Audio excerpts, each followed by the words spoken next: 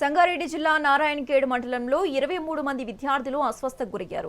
వెంకటాపూర్ ప్రభుత్వ పాఠశాలలో మధ్యాహ్న భోజనం వికటించింది. అయితే భోజనం చేసిన కొద్దిసేపటికే విద్యార్థులు వాంతులు, కడుపు నొప్పితో తీవ్ర ఇబ్బందులు పడడంతో పాఠశాల సిబ్బంది హుటాహుటిన వారిని నారాయణఖేడ్ ప్రభుత్వ హాస్పిటల్కి తరలించారు. ఇక ప్రస్తుతం విద్యార్థులందరికీ వైద్యులు అత్యవసర చికిత్స అందిస్తున్నారు.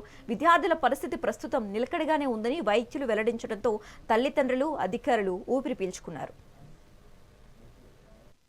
పప్పు పెట్టి